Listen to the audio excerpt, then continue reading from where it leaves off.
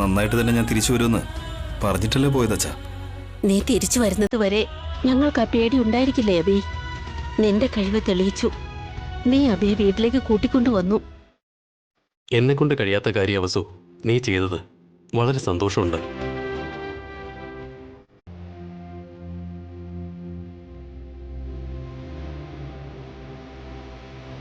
പോയ ധൈര്യമൊക്കെ തിരിച്ചു കിട്ടി അബി.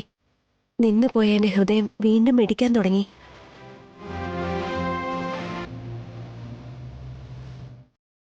അബി, നീ ഇങ്ങ് തിരിച്ച് വീട്ടിലേക്ക് എത്താൻ ഞാൻ എന്തുമാത്രം പ്രാർത്ഥിച്ചെന്നറിയോ?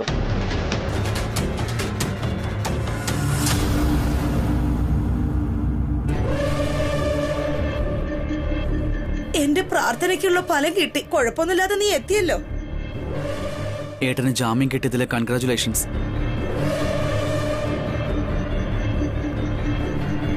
ഏട്ടനെ ഇനി കോടതിയിൽ വെച്ച് കാണേണ്ടി വരുമെന്നാ ഞങ്ങൾ വിചാരിച്ചത്. താങ്ക് ഗോഡ് ചേട്ടന് ജാമ്യം കിട്ടിയല്ലോ.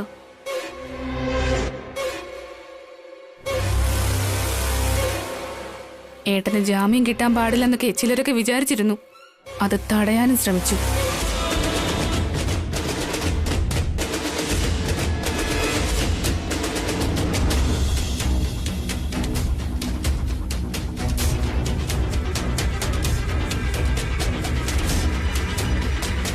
ആരാ മോളെ? ആ MLA ആണോ? MLA കൂടെ ചേർന്ന് വേറെയും ചില ആൾക്കാരുണ്ട്. അയാളെ അവരാണ് ഹെൽപ്പ് ചെയ്യുന്നത്.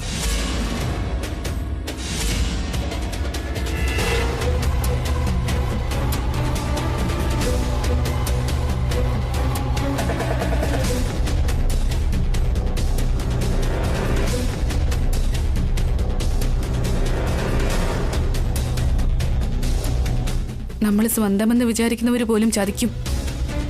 നമുക്ക് തുണയായി നിൽക്കേണ്ടവർ തന്നെ നമ്മുടെ പിന്നിൽ നിന്ന് കുത്തും.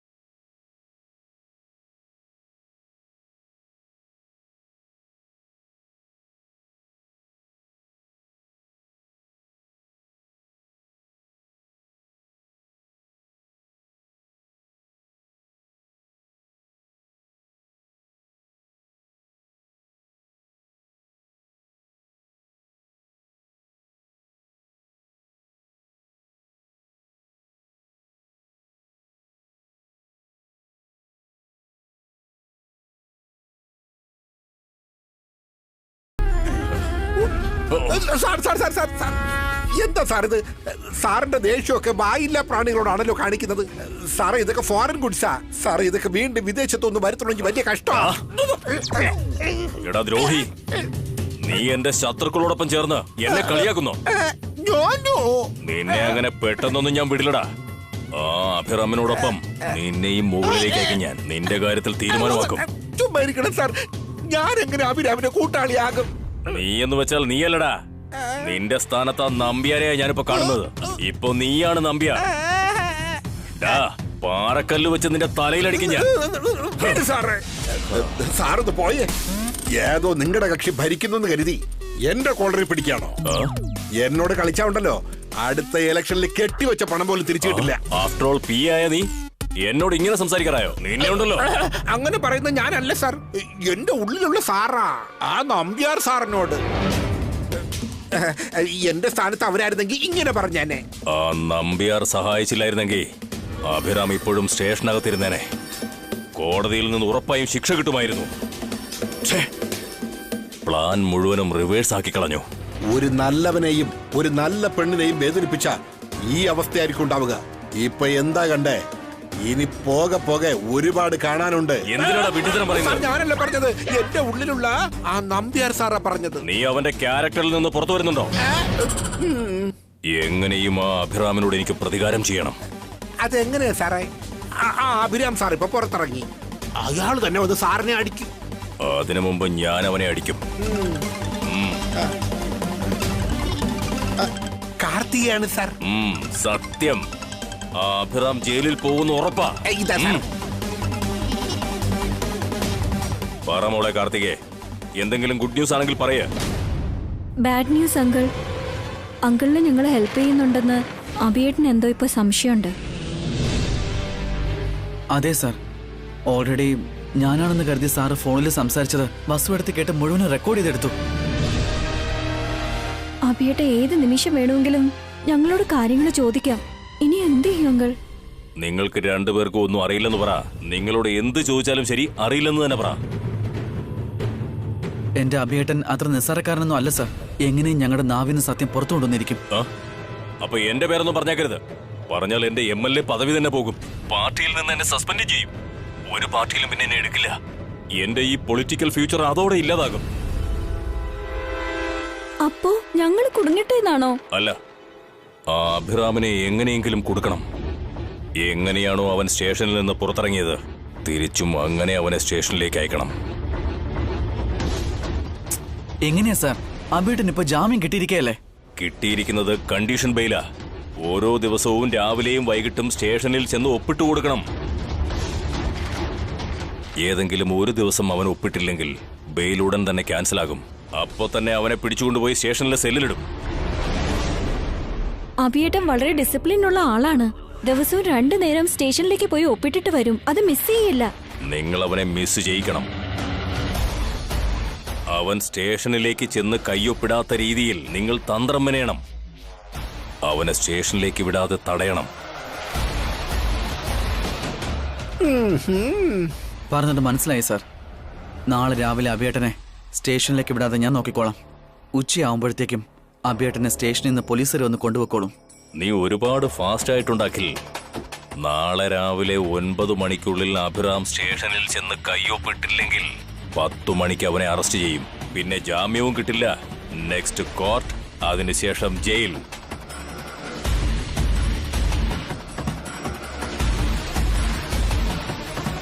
വളരെ താങ്ക്സ് അങ്കിൾ. നല്ല ഐഡിയ പറഞ്ഞു തന്നത്. എത്രയും പെട്ടെന്ന് ഞങ്ങളെ ഫോറിനിലേക്ക് അയക്കാമോ? ആ കാര്യം ഞാൻ എങ്ങനെ മറക്കാനാ മോളെ? ഞാൻ എന്റെ ഡയറിയിൽ എഴുതി വെച്ചിട്ടുണ്ട്. ഞാൻ ഇപ്പൊ പറഞ്ഞതൊക്കെ പറഞ്ഞതുപോലെ തന്നെ ചെയ്യേ. നിങ്ങളെ ഞാൻ എവിടെയോ കൊണ്ടുപോകും. വയ്ക്കുന്നു മോളെ. അവരെ എങ്ങോട്ടാ സാറേ വിളിച്ചോണ്ട് പോകുന്നത്? ശ്മശാനത്തിലേക്ക്. എന്താ, നീയും പോകുന്നുണ്ടോ കൂടെ? ഏട്ടനെ പോലീസ് സ്റ്റേഷനിലേക്ക് വിടാതെ നമുക്ക് തടുക്കണം. എങ്ങനെയെങ്കിലും തടഞ്ഞേ പറ്റൂ.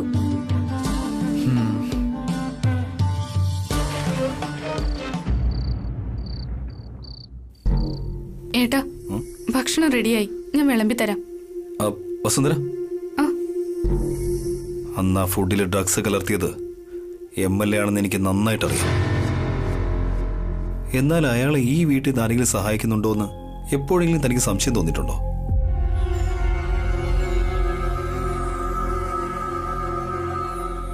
അങ്ങനെയൊന്നും ഇല്ല ഏട്ടാ. അപ്പൊ ഞാൻ നേരത്തെ വന്ന സമയത്ത് സ്വന്തമെന്ന് വിചാരിക്കുന്നവര് തന്നെ ചതിക്കുമെന്ന് പറഞ്ഞതോ? അത് അത് അത് ചുമ്മാ പറഞ്ഞതാ. ഇനി നീ എന്തിനാ മോളെ എല്ലാം മറയ്ക്കുന്നേ?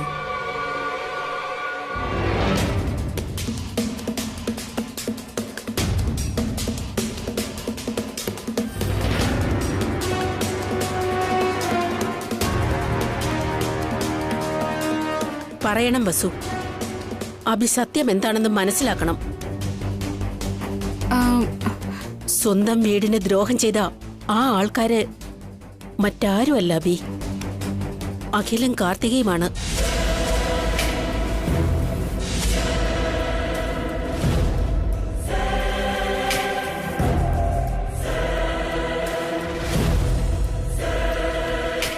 ആ MLA കൂടെ ചേർന്ന് നിന്നെ കേസിൽപ്പെടുത്തി ജയിലിലേക്ക് അയച്ചു. നീ വന്ന ശേഷം അവരുടെ കാര്യത്തിൽ ഒരു തീരുമാനമെടുക്കാമെന്ന് കരുതി. അഖിൽ ഒരുപാട് മാറിപ്പോയി അബി. ഞാനും തെറ്റുകൾ ഒരുപാട് ചെയ്തിട്ടുണ്ട്. പക്ഷെ ഇപ്പം എനിക്കതൊക്കെ മനസ്സിലായി. എന്നാൽ അഖിൽ അതിന് പോലും ശ്രമിക്കുന്നില്ല. കാർത്തികയ അഖിലിന്റെ സ്വഭാവം ഇങ്ങനെ മാറാൻ കാരണം. പോരാത്തതിന് സുമംഗലി ഇളയമ വേണ്ടാത്ത ഉപദേശങ്ങളും കൊടുക്കുന്നുണ്ട്.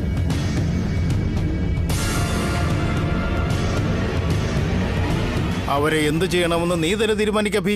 നീ എന്ത് തീരുമാനമെടുത്താലും ഞങ്ങൾക്കത് സമ്മതമാ.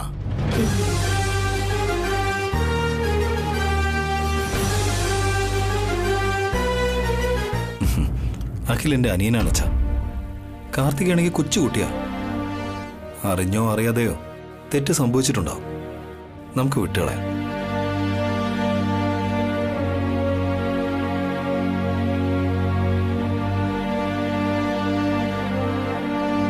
ഇപ്പൊ നീ അവരോട് ഇങ്ങനെ ക്ഷമിച്ചു കഴിഞ്ഞാൽ ഇന്ന് ചെയ്ത തെറ്റ് നാളെയും ചെയ്യില്ലെന്ന് ആര് കണ്ടു?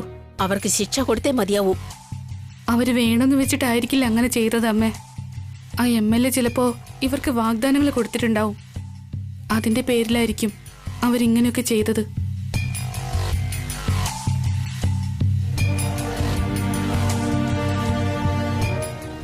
ശരിയാണ് വസു. ആ MLA ഇവർക്ക് മുമ്പിൽ വെച്ച് ഓഫർ എന്താണെന്ന് എനിക്കറിയാം. അറിഞ്ഞാൽ നിനക്ക് വിഷമമുണ്ടാവും എന്ന് വിചാരിച്ചാൽ പറയാതിരുന്നേ. അഖിലും കാർത്തികയും നമ്മുടെ പ്രോപ്പർട്ടി എല്ലാം വിറ്റിട്ട് അതിൽ നിന്ന് കിട്ടുന്ന പണവും കൊണ്ട് അമേരിക്ക പോയി സെറ്റിൽ ആവാനുള്ള പ്ലാന്.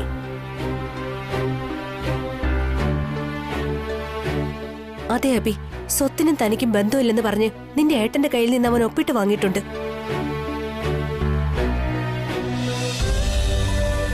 അഖിലും ഏട്ടനെ പോലെ തന്നെ ഒപ്പിട്ട് കൊടുത്ത് ആ MLA വലയിൽ കുടുങ്ങിക്കിടക്കുക. എനിക്കെല്ലാം അറിയാം ഏട്ടത്തി.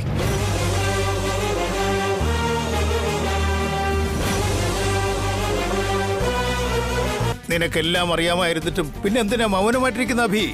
അഖിലിനെയും കാർത്തികയും ഒന്നും ചെയ്യാതെ എന്തിനാ വെറുതെ വിടുന്നേ? അവരോട് നീ ക്ഷമിക്കാൻ പാടില്ല ബി. ശിക്ഷ കൊടുക്കണം. അഖിലിനെയും കാർത്തികയും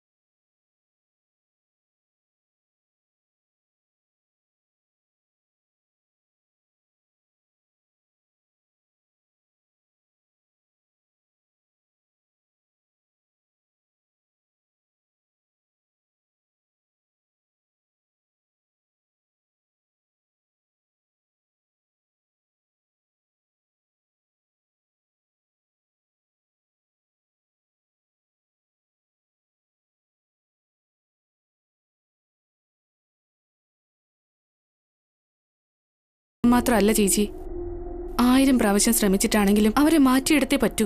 അവരെ നമ്മളെപ്പോലെ ആക്കിയെടുക്കണം.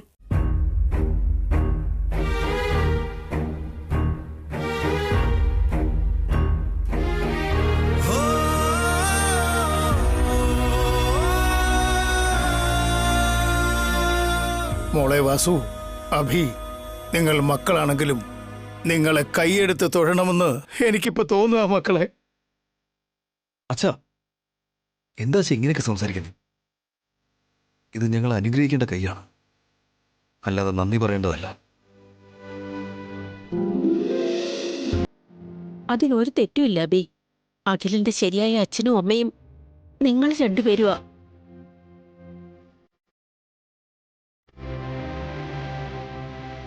അതുകൊണ്ടാ ഞങ്ങൾ ശിക്ഷിക്കണമെന്ന് പറയുമ്പോഴും അവനെ മാറ്റാമെന്ന് നിങ്ങൾ പറയുന്നത്.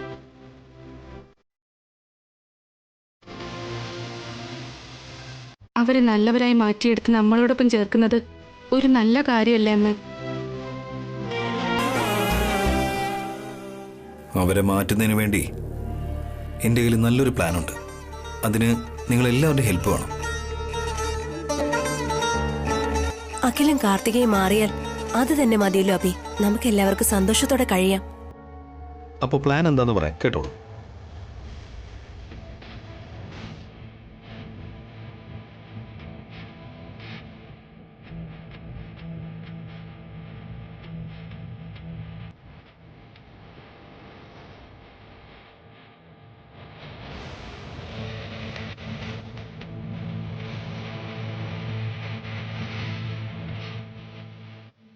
ഇന്നു മുതൽ ഈ പ്ലാൻ നടപ്പിലാക്കണം.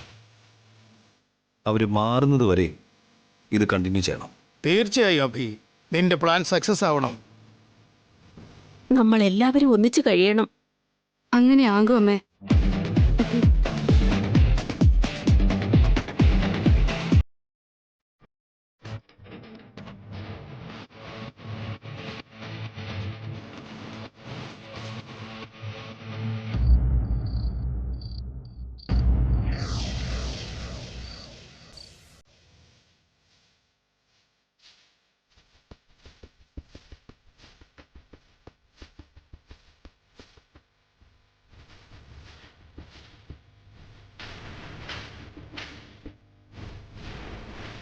ആ വന്നോ?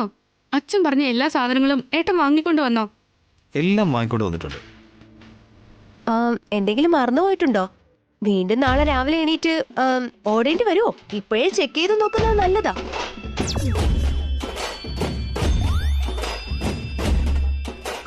കേട്ടോ ഭി, ഒന്നിനും ഒരു പ്രോബ്ലം ഇല്ല. നമ്മൾ വിചാരിച്ച കാര്യം ഭംഗിയായി ഒരു തടസ്സം ഇല്ലാതെ നടക്കണം.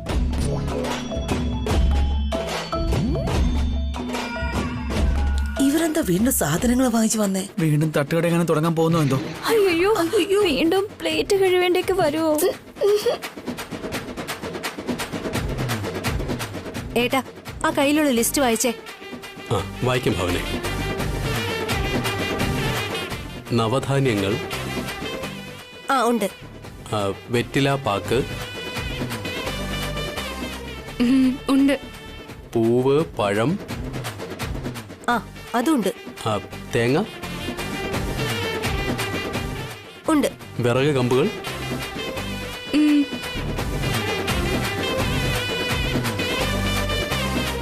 എന്താടാ, എന്തൊക്കെയോ പൂജ ഐറ്റംസ് വാങ്ങിച്ചിട്ടുണ്ടല്ലോ. ഒരുപക്ഷെ തട്ടുകടയ്ക്ക് പകരം അമ്പലത്തിന്റെ മുന്നില് പൂജാ സാധനങ്ങൾ വിൽക്കുന്ന കട തുടങ്ങാൻ പോവാണ്. എന്താന്ന് ചോദിക്കാം. വാ വാ വാ. വിളക്കെണ്ണ ഉണ്ട് ഏട്ടാ. എന്താ ഭാസ്കരേ, എന്താ ഇതൊക്കെ? നാളെ വീട്ടിൽ ഹോമം നടക്കാൻ പോവില്ലേ ഇളയമേ?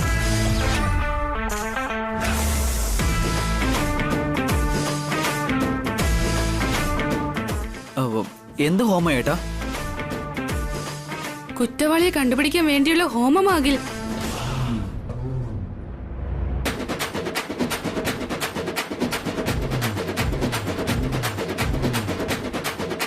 അതെന്ത് ഹോമമാണ് ഏട്ടത്തി?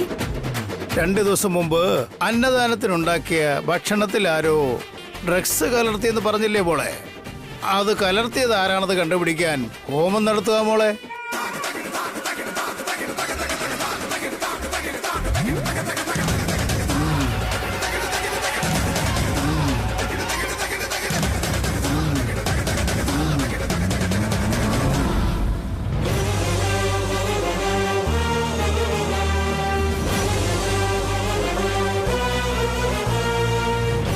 ഒന്ന് വെറുതെ ഇരിക്കേട്ടാ. മന്ത്രം ചൊല്ലിയ കാക്ക കൊക്കാവില്ലല്ലോ. ഹോമം ചെയ്താ കുറ്റവാളികളെ കണ്ടെത്താൻ പറ്റുമോ? ഹോമം ചെയ്യാൻ പോകുന്നത് ഒരു വലിയ മാതാജിയാണ്. അവര് ദേവിയുടെ ഉപാസകയാ. അവർക്ക് ദിവ്യദൃഷ്ടിയുണ്ടെന്ന്. ആര് തെറ്റ് ചെയ്തിട്ടുണ്ടോ അവരെ ഉടനെ കണ്ടുപിടിക്കുമെന്ന്. എന്റെ അമ്മേ, അവരെന്താ സ്കാനിങ് മെഷീനാ അതോ ഡിറ്റക്ടർ വല്ലതുവാ ഇങ്ങനെ കണ്ടുപിടിക്കാനായിട്ട്?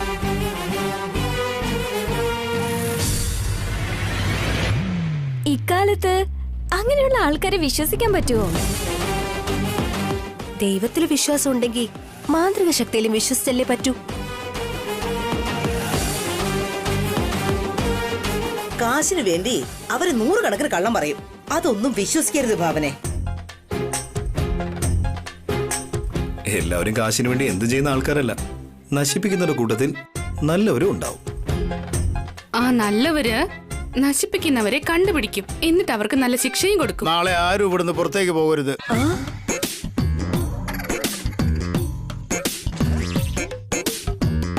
എല്ലാവരും വീട്ടിൽ തന്നെ ഉണ്ടാവണം. ഹോമം കഴിയുന്നത് വരെ ആരും പുറത്തേക്ക് പോകരുത്.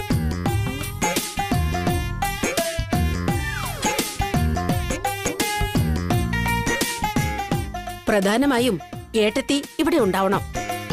മാതാജിയുടെ അടുത്ത് തന്നെ ഇരിക്കണം. ഞാനെന്തിനാ എടുത്തി? മാതാജിക്ക് സഹായമായിട്ടിരിക്കണം. അവരാവശ്യപ്പെടുന്ന എല്ലാ സാധനങ്ങളും എടുത്തു കൊടുക്കണം.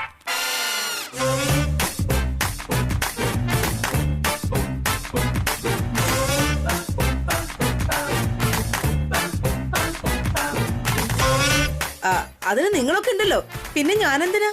അത് ഇളയമ ഈ വീട്ടിൽ ജനിച്ചു വളർന്ന ആളല്ലേ. എന്തായിരുന്നാലും ഇളയമയുടെ കൈകൊണ്ട് ചെയ്യുന്നതാ ഉചിതമെന്ന് എനിക്ക് തോന്നുന്നത്. ഈശ്വര, ഇവരെന്നെ ടാർഗറ്റ്